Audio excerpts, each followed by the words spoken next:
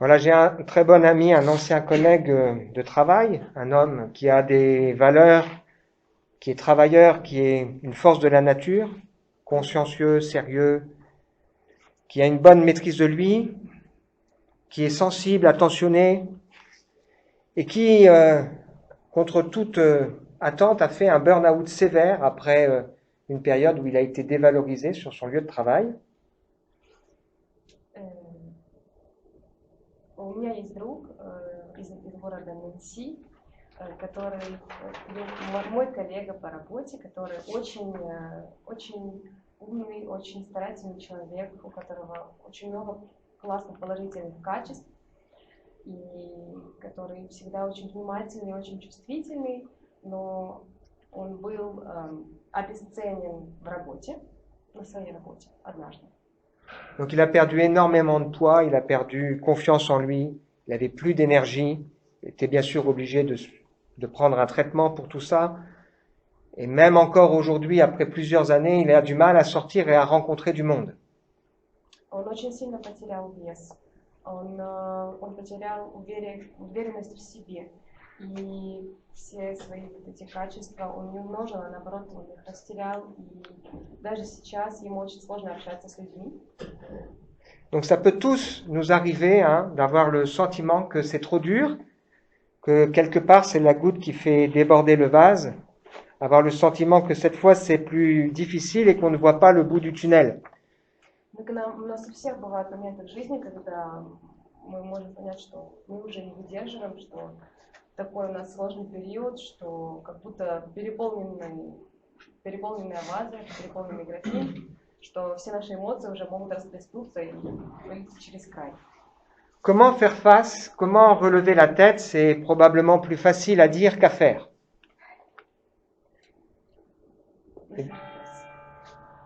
Comment affronter? Comment... Как понять, что у нас relever la tête, sortir la tête, et puis c'est plus facile à dire qu'à faire. Comment s'en sortir? Как выйти из этой сложной ситуации? Как поднять голову и понять, что находишься в очень сложной жизненной обстановке? Et donc, quand je pense à ce sujet, je pense à mon ami, je me rappelle le nombre de fois où, très gentiment, quand j'avais des périodes un peu particulières, il m'envoyait un texto pour me dire « Je pense à toi, je suis de tout cœur avec toi ». Mais quelle différence quand c'est un chrétien qui le dit.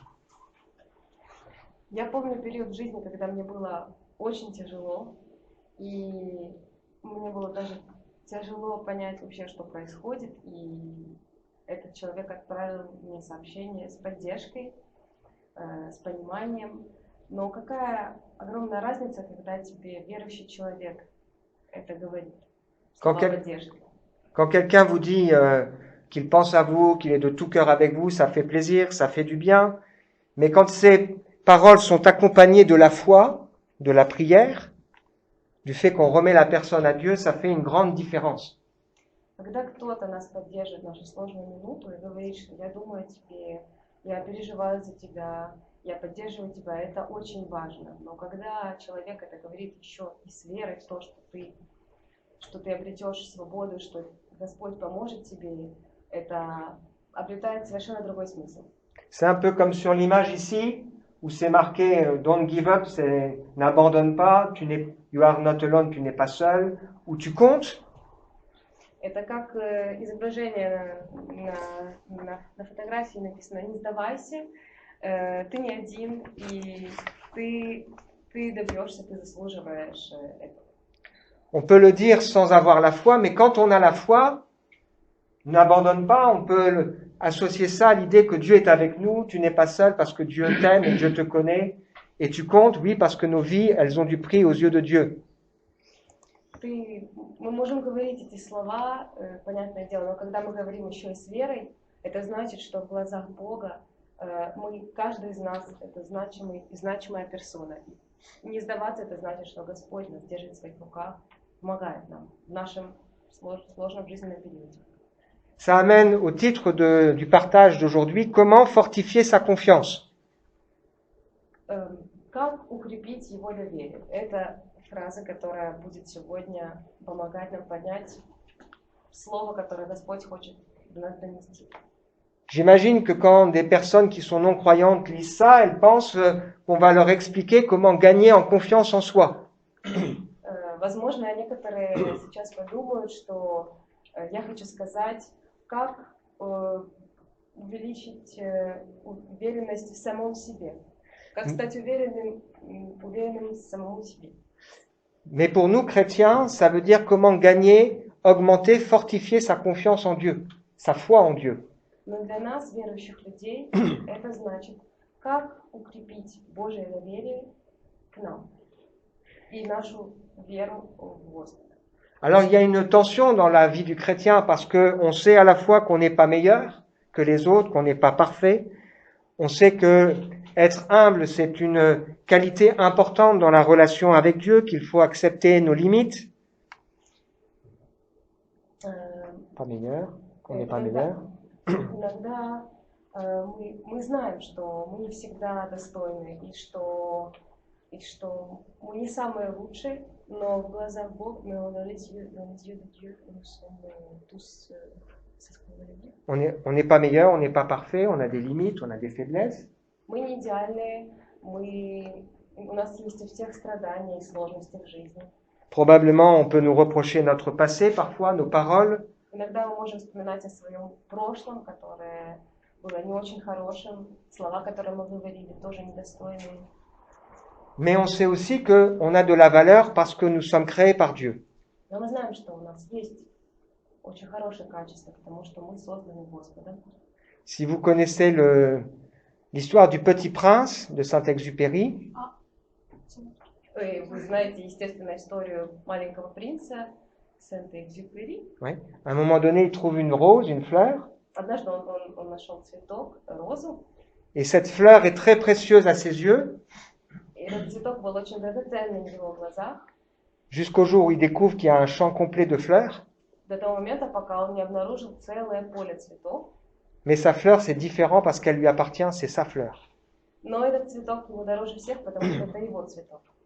Donc nous savons que nous sommes aimés de Dieu, même si peut-être on est des êtres humains au milieu d'êtres humains. Мы должны помнить о том, что Господь нас любит даже в те моменты, когда мы поступаем нехорошо. On sait que nos vies ont du prix, on sait que les paroles que nous prononçons ont du prix, que notre travail compte. Мы знаем, что наша жизнь ценна для Него, что наша работа ценна для Него, что все, что бы мы ни делали для Господа, имеет очень большую ценность. Que chaque détail de nos vies est connu de Dieu. Каждая деталь нашей жизни знакома Богу. Comment fortifier sa confiance? On a déjà répondu un peu à cette question avec tout ce qu'on a partagé ce matin. Le psaume 103 qui nous invite à compter les bienfaits de Dieu, nous souvenir de ce que Dieu a fait pour nous. Как укрепить Его доверие к нам и нашу веру в Него?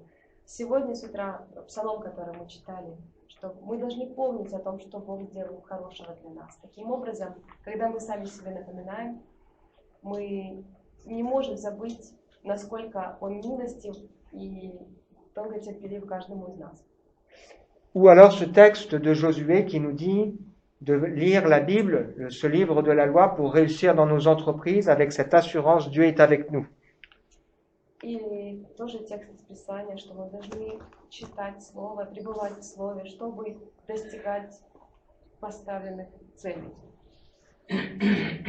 Alors, en pensant à ce thème, je repense à une prédication que j'ai entendue il y a près de 30 ans.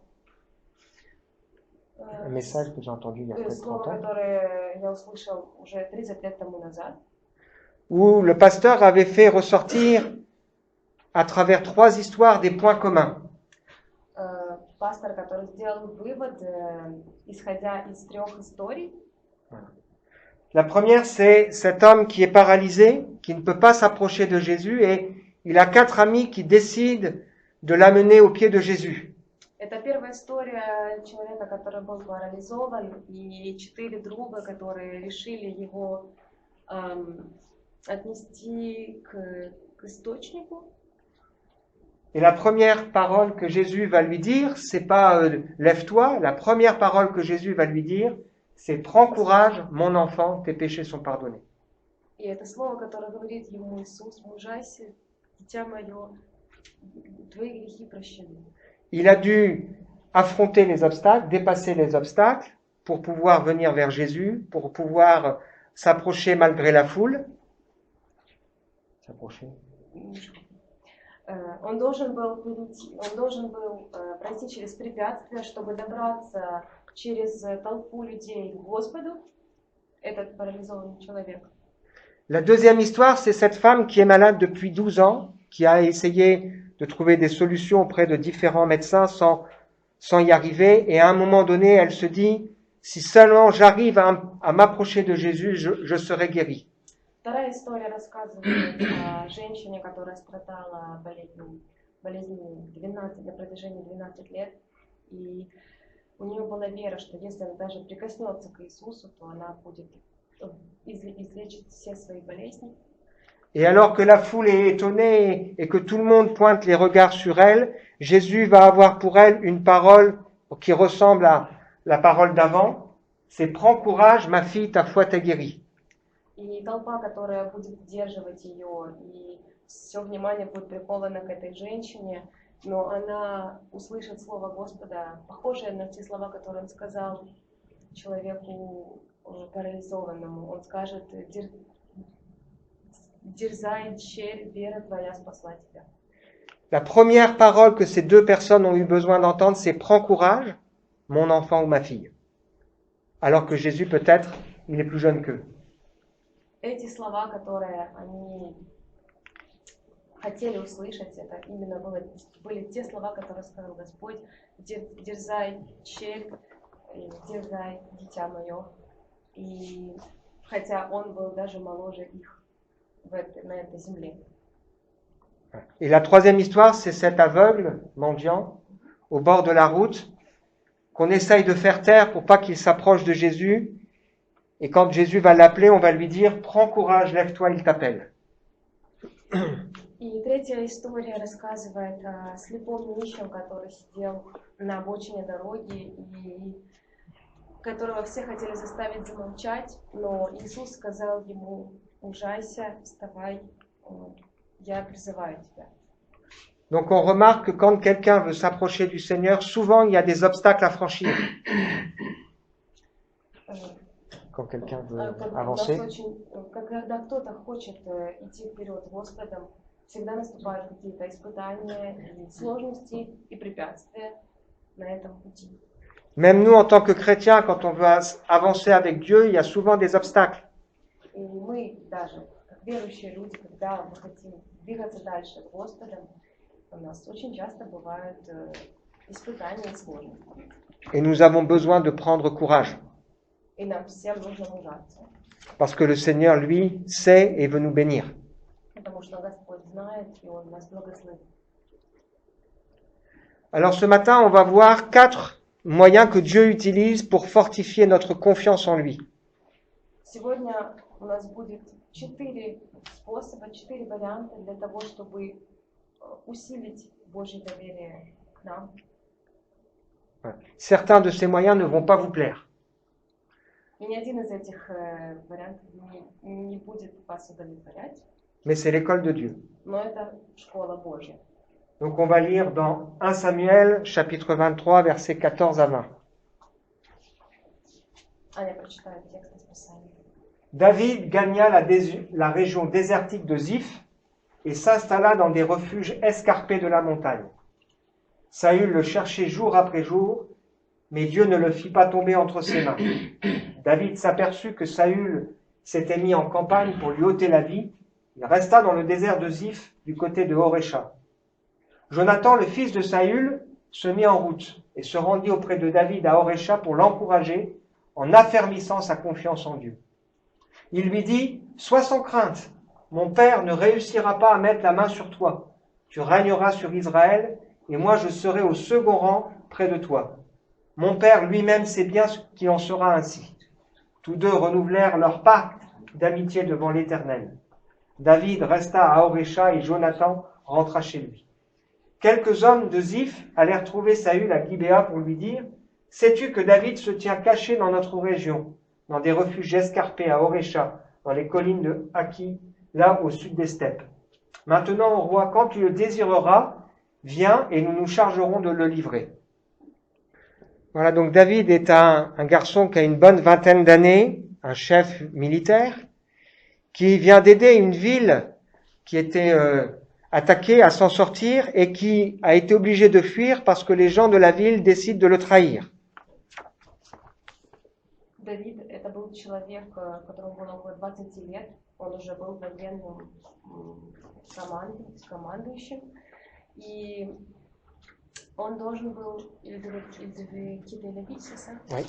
он должен был покинуть город, потому что ему сказали, что его предадут. Il se cache dans un désert et les gens du désert décident aussi de le livrer. Он прячется в одной из пустынь, и люди решили его спасти. Et donc on va voir ici 4 choses que Dieu va utiliser pour encourager, pour fortifier la foi de David. И здесь сейчас мы будем смотреть 4 пункта, как Бог хочет укрепить веру Давида. La première des choses que Dieu va utiliser, c'est l'épreuve. Первое, что Бог будет использовать, это испытание. C'est une chose qu'on découvre très vite dans la marche avec Dieu, c'est que l'on soit croyant ou non croyant, l'épreuve fait partie de la vie. Это то, что мы получаем сразу, понимаем сразу, как только мы становимся. Если мы, либо мы верующие, даже если мы не верующие, испытание — это то, что очень часто случается в нашей жизни. On pourrait se dire, mais à quoi bon croire alors? Мы можем, конечно же, себе сказать, но во что хорошее верить тогда? Dans la vie, on fait des tests pour connaître la valeur des choses et corriger ce qui doit l'être. В жизни мы часто тестируем что-то для того, чтобы узнать качество и для того, чтобы понять, что нужно исправить и какое оно должно быть на самом деле. David, comme tous les hommes de Dieu de la Bible, comme nous-mêmes, n'est pas épargné par l'épreuve. Давид, как и все, Épargné, как и все Божьи люди, и как и мы с вами, он не избежал испытаний. Et il ne faut pas penser que c'est facile pour lui. И не нужно думать, что ему было легко. L'épreuve, c'est facile pour personne. Сложности никогда не являются легкими ни для кого из нас. La Bible nous parle de cet héritage qui nous est réservé dans le ciel, la place qui nous est réservée dans le ciel. Библия говорит нам о том наследии, которое у нас есть на небесах. C'est ce qui fait notre joie, même s'il faut que nous soyons attristés par des épreuves. Это для того, чтобы, даже если нам очень грустно и тяжело от испытаний, чтобы мы все равно имели эту надежду на вечную жизнь. Mais notre foi est plus précieuse que de l'or. Но наша вера для Бога еще драгоценнее, чем золото. L'or est éprouvé, la foi aussi est éprouvée. Testé. Золото было испытано, но вера тоже была испытана. Comment connaître pleinement l'amour de Dieu, sa consolation, sa fidélité? Consolation. Как понять Божье доверие, Божье утешение и Божью мудрость в нашей жизни? Sa bienveillance, sa protection, Его доброжелательность, его защита для каждого из нас. sa délivrance, son pardon, Его освобождение и его прощение для каждого из нас. sa fidélité, Его доверие, l'exaucement des prières, как он отвечает на наши молитвы. si on n'est pas éprouvé. Если мы не испытаны. L'épreuve est destinée à fortifier la foi. Сложность — это то, что направляет нашу веру. Это то, что испытывает нашу веру. Elle nous détache des choses qui n'ont pas de valeur. Это они помогают нам избавиться от вещей, которые не нужны нашей жизни. Et nous fait perdre nos illusions et mensonges. Помогает нам избавиться от иллюзий и лжи. Dans ma vie personnelle, j'ai connu des temps très compliqués. В моей личной жизни у меня были моменты очень сложные. Sur le plan affectif, В плане sur le plan émotion, si tu veux. В эмоциональном плане, Avec le travail, на работе, avec la santé, со здоровьем, avec mes enfants, моими детьми, avec le ministère, с моим служением. avec même les besoins de la vie. Даже иногда и в жизненных нуждах. Et c'est dans ces moments-là que j'ai le plus appris sur Dieu. И именно в эти моменты я больше всего приблизился и выучил Бога, и учил Бога. Je ne voudrais pas les revivre, Я бы не хотел пережить еще раз эти моменты, mais finalement, je ne voudrais pas ne pas les avoir vécus. но в итоге я бы не хотел я бы не хотел сказать, что эти моменты не принесли мне пользы. Parce que c'était nécessaire pour me faire grandir dans la foi. Эти моменты были мне нужны для того, чтобы вырасти в вере. Et Dieu se sert de l'épreuve pour nous faire grandir dans la foi. И Бог использует испытания для того, чтобы возрастить нашу веру. Bien sûr, pour cela, il faut l'accepter Конечно же, для этого нужно это принимать et il faut laisser Dieu travailler nos cœurs. и оставить Богу возможность работать в нашем сердце. La deuxième chose que Dieu va utiliser, c'est qu'il va se servir de serviteurs qui viendront nous encourager et nous rappeler des vérités. Второе, что Бог будет использовать для того, чтобы укрепить нашу веру, Он будет использовать помощников, которые придут, чтобы ободрить нас и напомнить нам истину. Jonathan, son nom veut dire « l'Éternel a donné ». Имя Иоаннафан означало сын Саула, его имя означало сын, данный Богом. Donc Jonathan sait très bien que son père, le roi Saül, veut tuer David. Иоаннафан прекрасно понимает, что Саул хочет убить Давида. Il sait que pour David c'est dur, mais il sait aussi que Dieu a appelé David à devenir roi. Он знает, что для Давида это очень тяжелое испытание, но он также знает, что Давид призван царствовать. Il va donc trouver David et il fortifie la confiance de David en Dieu. Он найдет Давида для того, чтобы укрепить веру Давида в Бога.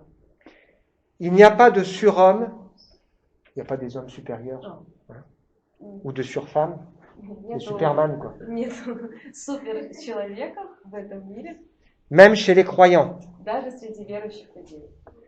Et dans ces moments-là, on a besoin d'encouragement. Даже в эти моменты нам нужно подбодрение.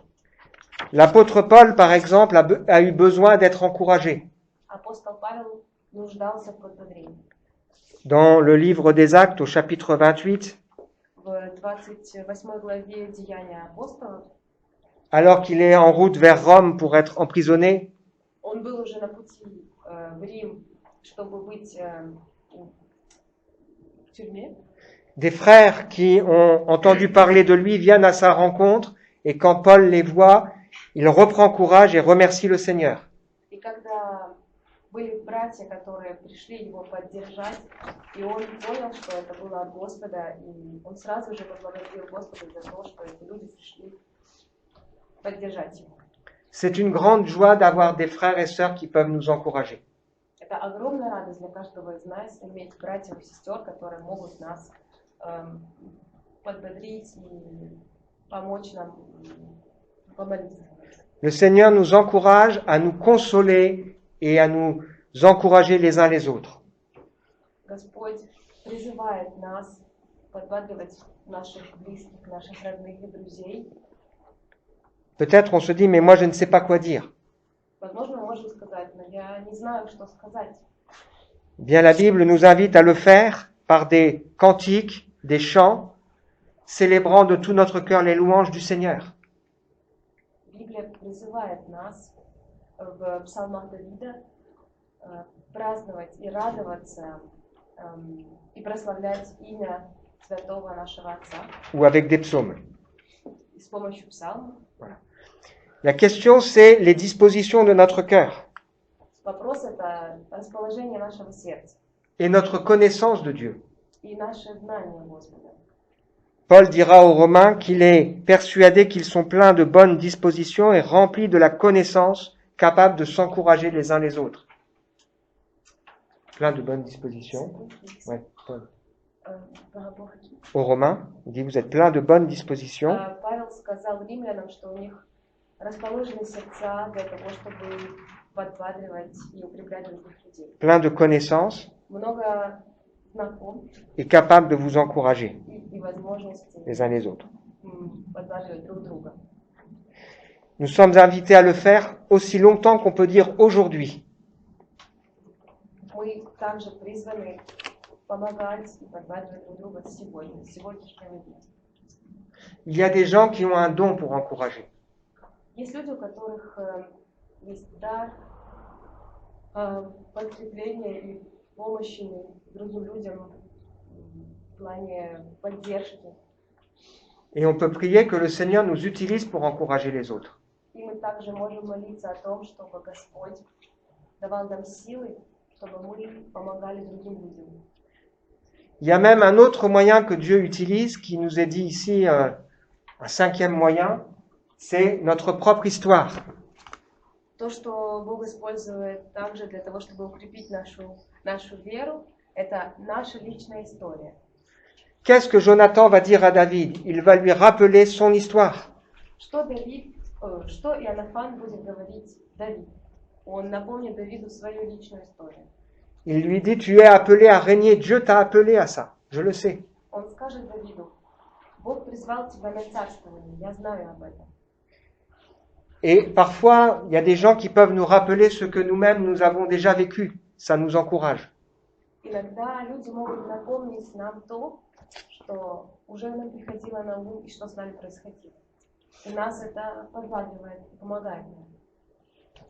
Lorsque le Seigneur m'a montré les choses pour le projet de l'église à Épinal, Когда Господь показал мне, что Он хочет от меня, как служителя ему в этом городе, в Эпинале, qu'il m'a encouragé avec plusieurs frères et sœurs, Он подбодрил меня с помощью многих братьев и сестер.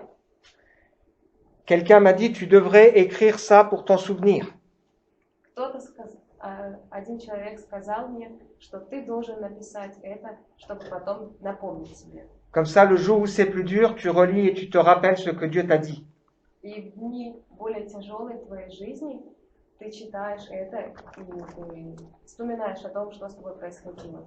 Il est important de se rappeler ce que le Seigneur nous a dit et ce qu'il a fait dans nos vies. Очень важно напоминать себе о том, что Господь нам сказал и что Он сделал в нашей жизни. Évidemment que dans ce moment compliqué, David va prier. Очевидно, что в эти сложные моменты в жизни Давид будет молиться. C'est ce que nous avons à travers le psaume 54. Это в 53-м псалме. Это то, что мы находим в 53-м псалме. Il a donc fait cette prière au psaume 54 qu'on va lire maintenant. Мы сейчас прочтем этот псалом. Au chef de chœur, avec instrument à cordes, cantique de David, lorsque les Iphiens vinrent dire à Saül, David est caché parmi nous. Ô Dieu, sauve-moi par ton nom, rends-moi justice par ta puissance. Ô Dieu, écoute ma prière, prête l'oreille aux paroles de ma bouche. Car des étrangers se sont attaqués à moi, des hommes violents en veulent à ma vie. Ils ne tiennent pas compte de Dieu. Mais Dieu est mon secours, le Seigneur est le soutien de ma vie. Le mal retombera sur mes adversaires, réduis-les au silence dans ta fidélité. Je t'offrirai de bon cœur des sacrifices, je louerai ton nom éternel, car tu es bon. Oui, il me délivre de toute détresse, et je regarde mes ennemis en face. La prière, c'est entrer dans la présence et dans l'intimité de Dieu. Молитва – это значит, что мы входим в присутствие и в личное отношение с Богом. C'est exposer ses besoins à Dieu, mais aussi se rappeler qui est Dieu. Это также сказать Богу о том, в чем я нуждаюсь, но напомнить себе о том, кто на самом деле есть Бог. Et David se rappelle que Dieu est son secours. И Давид, естественно, сразу вспоминает, что Бог – это спасение Давида. Et le soutien de sa vie. И его поддержка в жизни. Et quand il a prié comme ça, on sent que dans la vie, dans le cœur de David, il sait que Dieu va le garder, le bénir. И когда Давид молился, он знал, что Господь будет руководить и вести его дальше. Dans la Bible, il y a cette tension. Nous sommes invités à nous fortifier tout en sachant qu'on dépend du Seigneur. В Библии есть это напряжение, когда On est appelé à se fortifier, mais en même temps, on sait que c'est Dieu qui nous rend forts. мы призваны мужаться и укрепляться, но это Бог нас укрепляет. Et la dernière chose que Dieu va utiliser pour fortifier David, Последнее, что Господь будет использовать для того, чтобы укрепить Давида, il va se servir de nos expériences et de la providence. он будет использовать провидение и опыт. On lit juste les 3 derniers versets, 25 à 28. Saül partit à sa recherche avec ses hommes, on en informa David. Il descendit dans un endroit rocheux du désert de Mahon, où il s'installa. Saül l'apprit et se mit à le poursuivre dans cette région. Saül marchait sur l'un des flancs de la montagne, tandis que David et ses hommes s'enfuyaient sur le flanc opposé. David précipitait sa marche pour échapper à Saül. Mais déjà le roi et ses hommes le cernaient et allaient le capturer. Alors, un messager vint dire à Saül, « Reviens tout de suite, les Philistins ont fait une incursion dans le pays. » Aussitôt Saül cessa de poursuivre David pour aller affronter les Philistins. C'est pourquoi on a appelé cet endroit le rocher des séparations. C'est un contexte, c'est une histoire très intéressante. Vous avez David qui a peur et qui ne veut pas la guerre, qui est en panique. Мы видим Давида, который не хочет воевать, который в панике. Saül, lui, il est déterminé à faire mourir David. Саул, он уже прекратил преследовать Давида. Le combat est disproportionné. Испытание уже сместилось в совсем другую сторону. Saül est déjà en train d'entourer David. Саул уже окружил Давида. Voilà. Quand tout à coup quelqu'un vient dire à Saül, arrête, on est en train de vous attaquer dans le pays. И когда Саул уже атаковал Давида, уже собирался атаковать Давида, кто-то пришел и сказал ему, что нас атакуют филистимляне. Et au dernier moment, Saül est obligé de partir. И в последний момент Саул должен был уйти. C'est la providence de Dieu qui, au bon moment, envoie des circonstances pour bénir David. Это провидение Божие, которое посылает решение проблемы в последний момент и показывает свою славу. C'est Albert Einstein qui dit que le hasard, c'est Dieu qui se promène incognito. Альберт Эйнштейн сказал такую фразу, что Le hasard. случайность – это Бог, который является к нам инкогнито. Il a dit ça à une personne qui ne croyait pas que la physique quantique était organisée. Он сказал это человеку, который не верил в то, что квантовая физика, она была уже спланирована, организована. Il a dit Dieu ne joue pas au dé. Он сказал, что Бог, он не играет с нами. Il sait ce qu'il fait. Он знает, что нужно делать. Alors je suis un peu frustré parce que j'ai acheté un livre que je n'ai pas eu le temps de lire. Я немножечко разочарован, потому что я купил книгу, но у меня не было времени ее прочесть. C'est un livre de 700 pages. Это книга, которая 700 страниц. Sur la providence de Dieu dans la Bible. Которая рассказывает о провидении Божьем в Библии. Voilà. Il y a une différence entre la providence et la seule souveraineté. Providence et souveraineté différents. Она рассказывает C'est pas pareil, la providence et souveraineté. Эта книга рассказывает о том, что есть разница между провидением и единственным и суверенностью. La souveraineté, ça serait l'idée que Dieu agit de manière arbitraire, il décide, point. Суверенность говорит о том, что Бог действует так, как Он считает нужным. Он Tandis, сам принимает решения, tandis que la providence, il y a la sagesse de Dieu derrière qui organise les choses. а провидение — это мудрость Божия, которая ведет все, что происходит в нашей жизни. Il y a beaucoup de gens qui croient à la bonne étoile, au karma. Même mon père, cette semaine, qui est non-croyant, me disait si ça doit arriver. Есть очень много людей, которые верят в хорошие звезды, в карму. И даже мой отец на этой неделе сказал, что, возможно, это должно произойти, или если это произойдет. Mais nous, nous croyons en la providence de Dieu. Но мы верим в провидение Божие. Et nous voyons que le Seigneur, il sait se servir des circonstances pour agir. Au bon endroit, au bon moment.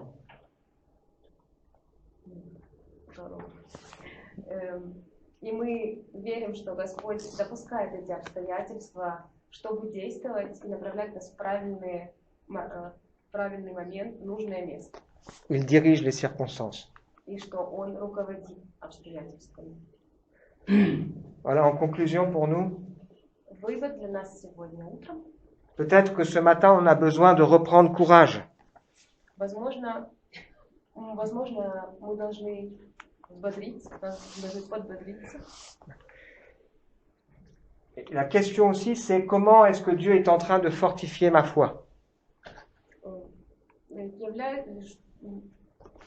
Как Бог укрепляет нашу веру? Peut-être que nous vivons le combat de la foi. Возможно, у нас есть какие-то испытания и переживания. Ça fait partie des moyens que Dieu utilise pour nous faire grandir. Это один из планов Божьих для того, чтобы укрепить нашу веру. La question, c'est dans nos difficultés, sur qui allons-nous nous appuyer? Вопрос, когда у нас сложности, на кого мы опираемся и кому мы доверяем, кому мы верим в наши моменты, сложные моменты в жизни. Et nous sommes invités à mener le bon combat de la foi. И Бог предлагает нам вести правильную борьбу в жизни. Ce combat, il concerne tous les croyants. Это борьба, которая касается каждого верующего. Dieu qui veut nous fortifier à travers l'épreuve, qui veut nous fortifier à travers des frères et sœurs. Бог, который хочет укрепить нас с помощью испытаний, который хочет нас укрепить с помощью братьев и сестер. Qui veut qu'on se rappelle ce qu'on a déjà vécu. Который хочет, чтобы мы напомнили себе, что мы уже пережили. Qui veut nous inviter à prier. Который предлагает нам молиться. Et qui veut agir avec sa providence. И Он хочет действовать в нашей жизни своей мудростью и провидением. Est-ce qu'on a autour de nous des Jonathan, ou est-ce que nous-mêmes nous voulons être des Jonathan, qui veut dire cadeau de Dieu? Есть ли в нашем окружении Иоаннафаны, которые являются подарком свыше? И хотим ли мы быть сами этими Иоаннафанами для других людей? Et est-ce que nous croyons en la providence? Верим ли мы в провидение Божье? Voilà, on veut réfléchir à tout ça et prier ensemble. Он предлагает помолиться. Seigneur, on veut te remercier pour ce que nous avons partagé ensemble ce matin. Nous voulons te demander de travailler, nous bénir, nous aider à réfléchir à tout ce que nous avons reçu. Je te prie, Seigneur, de venir à notre rencontre là où nous sommes les uns et les autres. Toi qui nous aimes et qui nous connais. Je te prie, Seigneur, dans ta bonté, de nous donner de voir au-delà de l'épreuve ce que tu es en train de faire, comment tu es en train d'agir. Garde-nous, Seigneur, d'oublier toutes les fois où tu as déjà manifesté ta puissance et ta grâce dans nos cœurs et dans nos vies. Donne-nous, Seigneur, aussi d'avoir à nos côtés des hommes et des femmes de foi qui pourront nous encourager comme tu veux, toi-même nous utiliser pour être une source d'encouragement pour les autres. Nous te disons merci dans le nom précieux de ton Fils Jésus qui nous aime et qui a tout donné pour nous. Amen. Amen.